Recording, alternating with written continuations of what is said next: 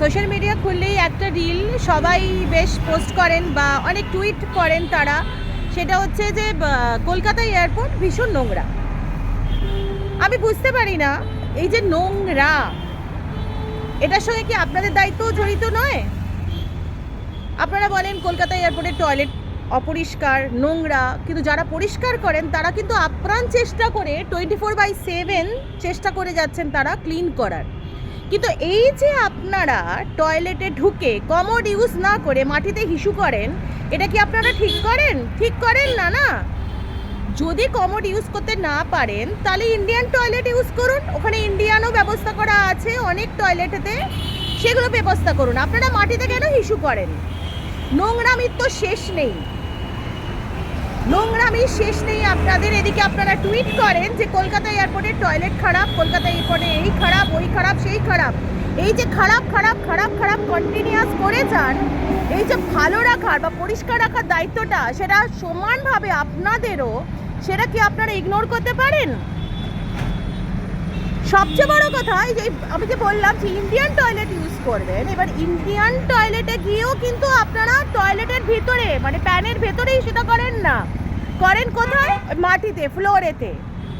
এবং যারা পরিষ্কার করেন তাদের তো আপনারা মানুষই মনে করেন না। এমন অনেক শিক্ষিত মানুষ আছেন যারা ফ্লাইট ধরবে বলে এয়ারপোর্টে যাচ্ছে, টয়লেটে গিয়ে হিসু করছে, কিন্তু ফ্ল্যাশ করবে না, ফ্ল্যাশ করতে তাদের ঘৃণা হচ্ছে। এবং সেখানে যারা অ্যাটেন্ডেন্ট থাকেন এয়ারপোর্টেতে টয়লেটে, তারা যখন বলেন ম্যাডাম ফ্ল্যাশটা করুন, তখন বলে কি কেন ফ্ল্যাশ করব? এটা তোমাদের দায়িত্ব, তোমরা করবে। So disgusting, really disgusting. আপনারা যখন নোংরা করছেন তখন সেটাকে ঠিক করার দায়িত্ব আপনাদের।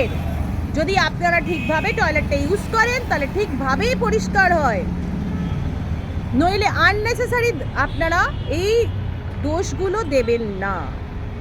ওকে, সো বি ক্রেজি, বি বিন্দাস, enjoy each and every moment of your life. কথা যে পয়েন্টটা আমি ভুলে গেছিলাম সেটা হচ্ছে আপনারা এমনই অভদ্র, সেটা হচ্ছে আপনারা স্যানিটারি প্যাড ইউজ করে সেগুলোকে খুলে আপনারা ডাস্টবিনে ফেলেন। কি মনে করেন বাড়িতে আপনারা এরকম করতে পারেন? পারেন না। না, সেখানে অন্য লোক টয়লেটে যায়, বাড়ির মেম্বাররা, তারা কি ভাববে? কিন্তু এখানে আপনাদের সেই চিন্তা ভাবনাগুলো নেই। আপনাদের মনে হয় যারা টয়লেট পরিষ্কার করছে তারা তো কুচবি, দুটো পয়সার জন্য, পেটের রোজগারের জন্য তারা আসছে, তারা bound to be do that, তাই না? So think about that.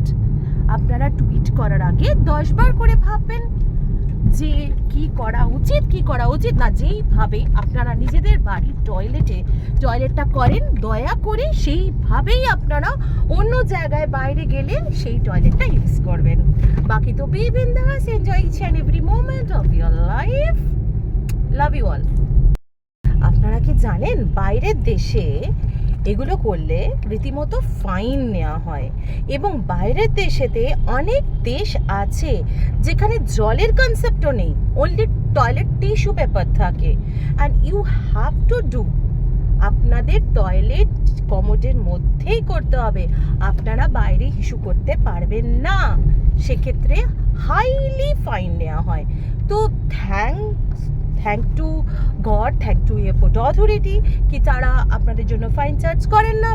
But please tweet করার আগে যে বাথরুম ভীষণ নোংরা, not maintain properly, not hygienic, এইসব বলার আগে 10 বার করে প্লিজ একটু ভেবে নেবেন যে আমি টয়লেটটা কোথায় করব, আমি কিভাবে টয়লেটটা ইউজ করব।